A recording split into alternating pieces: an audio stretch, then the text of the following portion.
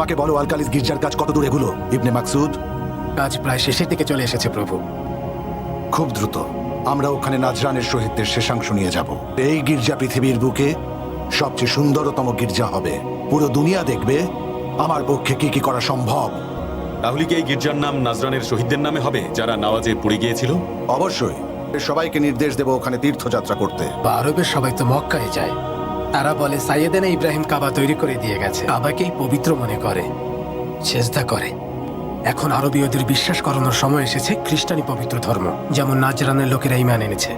তাড়াতাড়ি কাজ শেষ করো, আমি দেখার জন্য অধীর হয়ে আছি। কি হলো আব্দুল মুত্তালিব? কোনো ভালো খবর? আব্দুল্লাহ বেঁচে গেছে। কিভাবে? আমাকে একটু বসতে তো দেবে।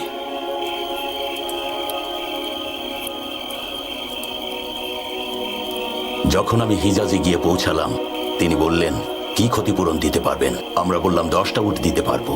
তিনি বললেন, আল্লাহ ইশারা না দেয়া পর্যন্ত উট ও পুত্রের মধ্যে লটারি করুন। উট পড়লে কোরবানি করুন।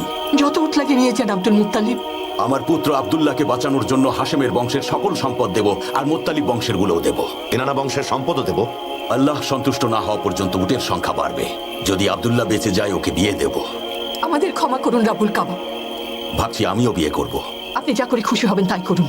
মনে রাখবেন, আব্দুল্লাহকে আমি ফেরত চাই। করতে হয় করো আব্দুল মুত্তালিব। ছেলেকে বাঁচাও মক্কার প্রধান। আগামীকালই সবাই মিলে যাব কাবাতে।